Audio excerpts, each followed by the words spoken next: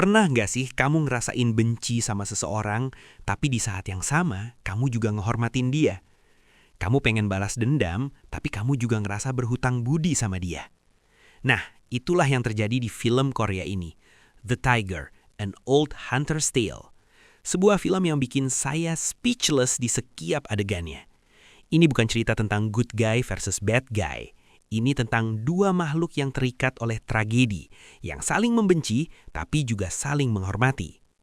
Bayangin aja, seseorang bunuh ibu orang lain, tapi dia juga yang nyelamatin orang itu dari kematian. Dia adalah musuh terbesar, tapi juga penyelamat. Gimana perasaan mereka berdua? Itulah hubungan antara Chun Man-duk, sang pemburu tua, dengan Tiger, sang raja harimau bermata satu. Film ini berlatar tahun 1915 saat Jepang menjajah Korea. Dan di tengah penjajahan itu ada konflik yang lebih tua dan lebih personal. Manusia versus alam. Pemburu versus harimau. Dendam versus pengampunan. Yang bikin film ini spesial buat saya, ini nggak ngeliatin harimau sebagai monster. Harimau di sini punya motivasi, punya perasaan, bahkan punya kode etik sendiri. Dia adalah raja yang melindungi wilayahnya, yang balas dendam atas kematian keluarganya, tapi juga yang bisa ngerasain hutang budi. Dan pemburu kita, Chun Man-duk, bukan hero biasa. Dia adalah pria tua yang udah pensiun, yang cuma pengen hidup tenang sama anaknya. Tapi masa lalu selalu ngejar, dendam selalu datang menagih. Jadi siap-siap, ini adalah kisah tragis tentang dua makhluk yang seharusnya nggak perlu bermusuhan, tapi takdir bilang lain. Langsung aja, ini dia ceritanya. Tahun 1915 di Gunung Jirisan, Korea, hiduplah seorang pemburu bernama Chun Man-duk bersama istri dan anaknya, Soki. Kita sebut Suki. Hidup mereka sederhana. Man-duk berburu di hutan buat cari makan. Kadang dia ajak Suki, masih anak kecil waktu itu, buat jalan-jalan, cari kesenangan.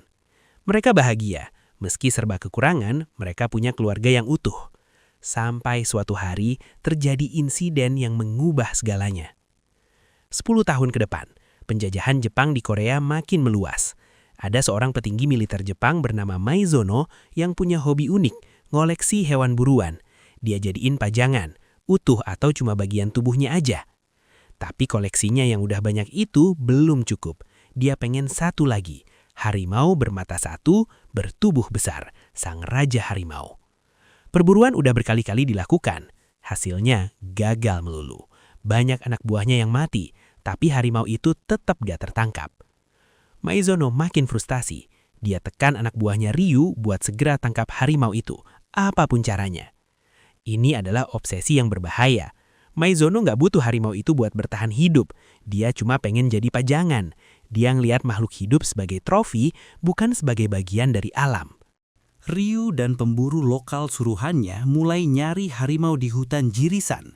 Pemimpin mereka adalah Go Gyung, pemburu lokal yang ahli tapi juga kejam. Suatu hari, mereka berhasil nangkep buruan, tapi bukan Tiger, si raja harimau, melainkan harimau betina, pasangannya, beserta dua anaknya. Kedua anak harimau udah mati, induknya masih hidup, tapi terluka parah. Go Gyung gak kasih ampun, dia langsung tembak induknya di tempat.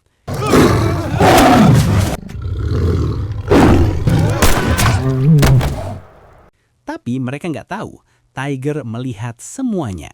Tiger, si harimau jantan bermata satu, muncul dari balik pohon. Dia lihat keluarganya dibunuh. Dia dengar suara tembakan terakhir yang ngabisin pasangannya. Dia ngikutin para pemburu, tapi terlambat. Mereka udah turun gunung.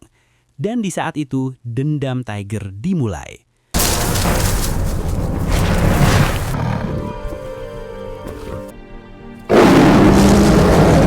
Para pemburu bawa keluarga harimau ke kamp militer Jepang. Mereka pajang mayatnya di depan umum buat foto-foto. Rakyat Korea berkumpul di belakang pagar. Mereka melihat dengan sedih. Bagi mereka, harimau adalah hewan suci, simbol kekuatan dan kehormatan Korea. Tapi sekarang, harimau itu mati dengan cara yang mengenaskan. Dibunuh buat jadi mainan orang Jepang. Ini bukan cuma soal binatang mati. Ini adalah simbol Korea yang dijajah, yang dipermalukan, yang dipajang sebagai trofi oleh penjajah. Meski udah dapat harimau, Ryu belum puas. Tiger, si raja harimau, belum tertangkap. Itu yang Maizono mau. Go-gyung jawab, Tiger itu cerdik, licik kayak rubah. Susah banget ditangkap. Ryu nggak peduli. Maizono mau pulang ke Jepang. Dia mau bawa Tiger. Tangkap dia sekarang. Ryu juga singgung nama Chun Manduk, pemburu veteran yang terkenal ahli, tapi nolak ikut perburuan. Go-gyung ngejawab dingin, nggak perlu, saya udah punya cara lain. Chun Manduk dan Suki hidup yang sulit. Chun Manduk yang beberapa tahun lalu ditinggal mati istrinya, sekarang hidup sendiri sama Suki yang udah remaja, 16 tahun. Manduk banting tulang, dia kerjain semua urusan rumah, nyari nafkah dengan metik tanaman obat, semuanya demi anak satu-satunya. Tapi Suki nggak setuju. Ayah, pekerjaan ini buang-buang waktu. Kenapa nggak balik jadi pemburu aja? Kita bisa dapat uang lebih banyak. Manduk diam, dia nggak mau bahas soal berburu lagi. Suatu malam, Suki batuk-batuk. Manduk putuskan bawa dia turun gunung buat berobat. Tapi Suki punya tujuan lain, ketemu pacarnya, Sunji. Mereka udah kenal sejak kecil, udah janji mau nikah. Tapi waktu ketemu, Sunji kasih kabar buruk. Ibuku udah jodohin aku sama orang lain. Dia nggak mau aku nikah sama pemburu miskin kayak kamu. Suki patah hati, tapi dia janji, aku bakal cari cara supaya kita bisa nikah. Ini adalah motivasi Suki buat jadi pemburu. Bukan karena dia pengen petualangan, karena dia butuh uang buat nikahi Sunji. Go-gyung dan timnya balik ke hutan dengan rencana baru. Pakai anak Tiger yang udah mati sebagai umpan. Salah satu anak buahnya, Chilgu, protes. Ini nggak pantas, ini bikin gue muak. Tapi Go-gyung maksa, ini satu-satunya cara. Kamu mau makan atau enggak? Chilgu terpaksa setuju. Ini satu-satunya kerjaan yang bisa dia lakukan buat hidupi keluarganya. Mereka pasang umpan, terus mereka nginep di hutan, tunggu Tiger datang.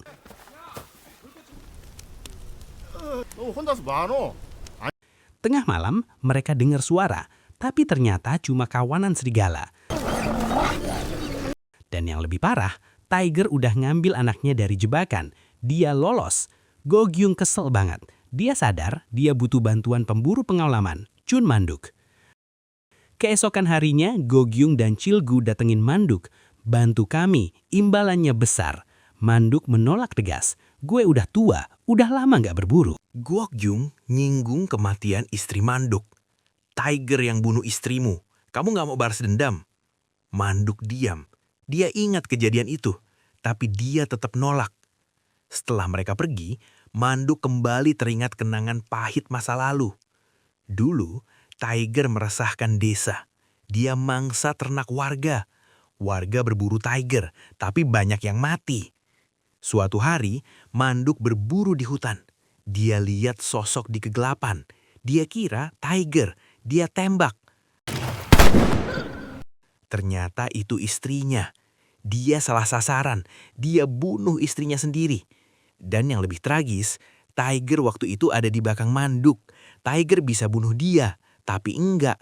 Tiger cuma ngeliat, terus pergi. Ini adalah trauma yang gak bisa Manduk lupain. Dia gak cuma kehilangan istri, dia yang bunuh istrinya. Dan harimau yang dia salahkan justru gak bunuh siapa-siapa. Sementara itu, para pemburu ngobrol sama Suki. Mereka cerita betapa enaknya jadi pemburu. Serigala aja bisa dijual mahal, apalagi harimau, harganya berkali lipat. Suki tertarik, dia butuh uang buat nikahi Sunyi. Manduk dan Suki bertengkar. Suki bilang, hidup bukan cuma buat makan, aku butuh uang buat masa depan.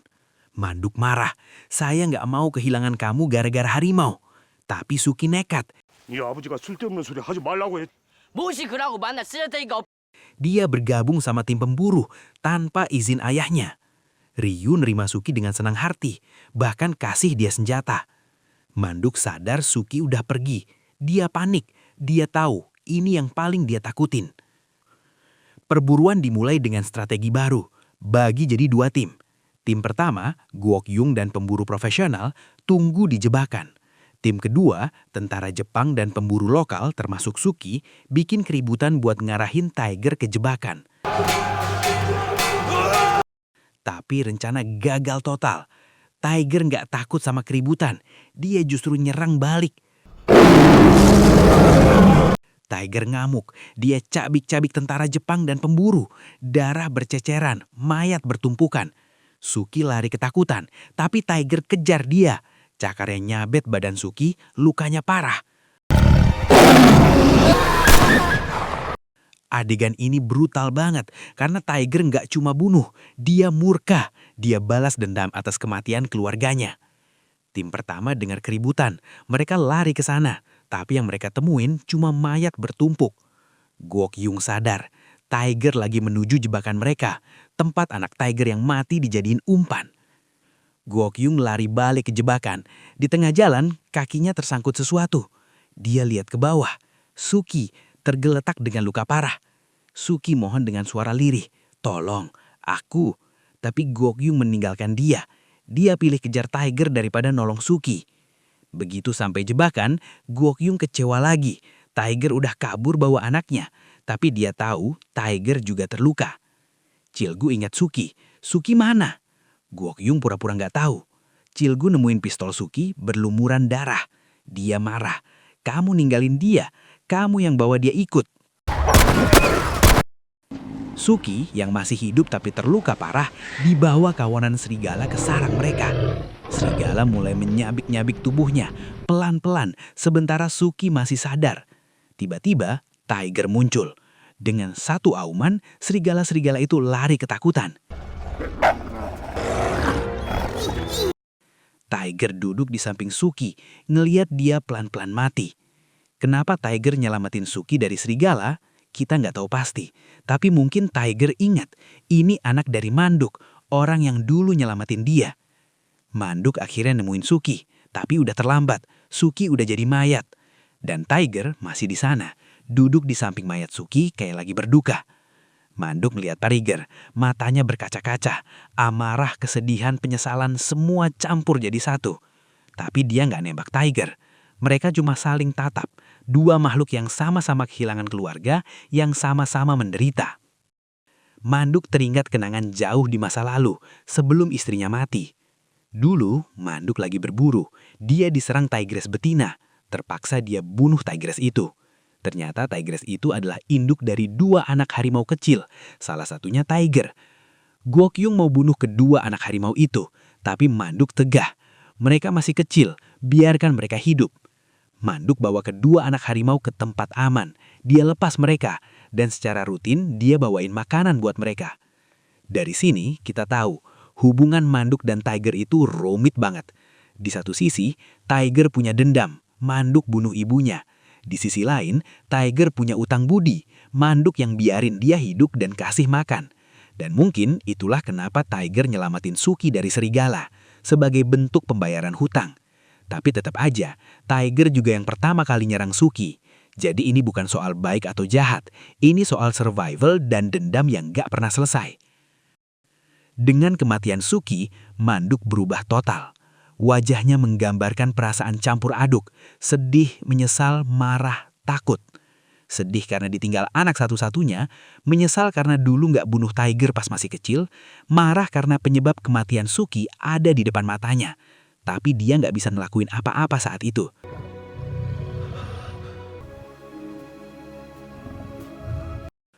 Perburuan lanjut, kali ini dengan pasukan lebih banyak dan bahan peledak. Maizono ngasih izin buat ngebom hutan. Apapun yang terjadi, Tiger harus tertangkap. Mereka pasang peledak di berbagai titik. Boom, boom, boom. Ledakan mengguncang seluruh gunung.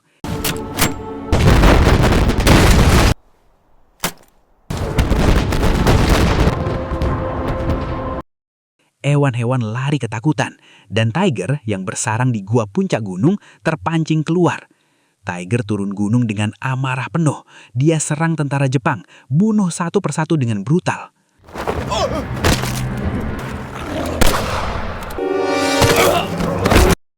Adegan ini brutal banget, karena Tiger nggak cuma bunuh, dia murka, dia balas dendam atas kematian keluarganya. Adegan ini nunjukin kekuatan Tiger yang sesungguhnya. Dia bukan binatang biasa, dia adalah raja yang melindungi wilayahnya. Gu Gyong sengaja biarin tentara Jepang jadi umpan.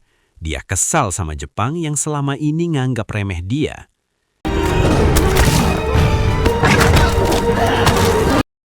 Pas Tiger udah lemah, Gu Gyong dan timnya nyamperin buat nangkep Tiger.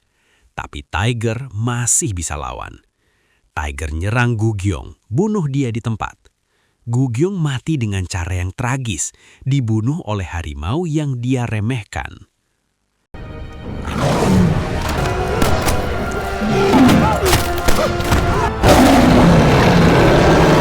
Maizono nggak nyerah. Dia perintahkan timnya berkemah di hutan, tunggu Tiger muncul lagi. Ryu minta Cilgu bujuk Manduk buat gabung. Tanpa dia bakal lebih banyak korban. Tapi Manduk lagi sibuk siap-siapin pemakaman Suki. Tiba-tiba Tiger datang ke rumah Manduk. Tiger terluka parah, berdarah-darah. Tapi dia datang dengan tatapan yang jelas. Ini tantangan. Tantangan untuk ngakhiri semua, 1 lawan 1. Tiger pengen mati di tangan pemburu veteran kaya Manduk, bukan ditembak sama tentara Jepang. Dan Manduk juga lebih milih mati di tangan Raja Harimau daripada mati sebagai orang tua kesepian yang menyedihkan. Guys, ini adalah momen di mana dua musuh saling menghormati. Mereka tahu ini adalah akhir dari dendam panjang mereka. Manduk ambil senjata. Dengan susah payah, kakinya pincang, dia naik gunung. Cilgu dan timnya nemuin rumah Manduk udah rata dengan tanah. Mereka sadar Manduk lagi menuju tempat Tiger. Malam tiba, salju turun, angin bertiup kencang. Manduk duduk di tengah hutan, nunggu Tiger datang. Lama-kelamaan dia buka mata. Dia ngerasa kehadiran Tiger.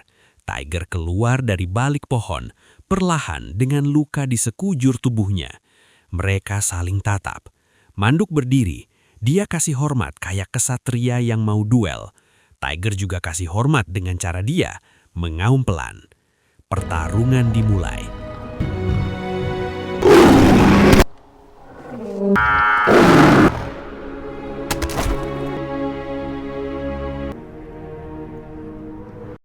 Cilgu sampai di puncak. Dia nemuin tempat itu kosong, gak ada Manduk, gak ada Tiger. Cilgu lapor ke Ryu dan Maizono. Tiger udah hilang, gak ada di sarangnya. Maizono gak percaya, harimau gak bisa terbang, dia pasti masih di sini. Tapi Cilgu jawab dengan tenang, kayak legenda. Menurut legenda, harimau bisa berubah jadi dewa dan terbang ke langit. Penutup, 2 jiwa yang terikat takdir. The Tiger bukan cuma film tentang perburuan. Ini adalah film tentang dendam yang gak pernah selesai. Tentang 2 makhluk yang terikat oleh takdir tragis. Manduk dan Tiger seharusnya gak perlu jadi musuh. Tapi satu kejadian, kematian induk Tiger, memulai centai tragedi yang gak bisa berhenti. Manduk bunuh induk Tiger buat bertahan hidup. Tiger pengen balas dendam, tapi dia juga punya hutang budi ke Manduk. Manduk bunuh istrinya sendiri, salah sasaran gara-gara Tiger. Tiger bunuh Suki, tapi juga nyelamatin dia dari serigala. Ini adalah siklus dendam yang gak ada yang menang. Dan di akhir, mereka berdua memilih jalan yang sama, mati dengan terhormat di tangan satu sama lain. Film ini nunjukin kekejaman penjajahan Jepang. Maizono ngelihat harimau sebagai trofi. Dia ngebom hutan tanpa peduli ekosistem. Dia nganggep rakyat Korea cuma alat. Tapi Tiger, sang raja harimau, adalah simbol perlawanan Korea. Dia nggak mau ditangkap, dia mati dengan cara dia sendiri. Pertanyaan buat kalian, kalau kalian jadi Manduk, apakah kalian bakal bunuh Tiger pas dia masih kecil? Atau biarin dia hidup dan risiko ini semua terjadi? Dan kalau kalian jadi Tiger, apakah kalian bisa ngampunin orang yang bunuh ibu kalian meski dia juga yang nyelamatin kalian? Film ini ngingetin kita, dendam itu nggak ngasih solusi. Dendam cuma ngasilin dendam baru. Tapi di saat yang sama, film ini juga nunjukin ada kehormatan dalam cara kita menghadapi musuh. Ada kehormatan dalam cara kita mati. Manduk dan Tiger adalah musuh, tapi mereka juga saling menghormati sebagai pemburu dan yang diburu, sebagai predator dan predator. Kalau lo suka pembahasan ini, like, komen pendapat kalian, dan subscribe. Sampai jumpa di video berikutnya. Dan ingat, kadang musuh terbesar kita adalah takdir yang kita ciptakan sendiri. See you!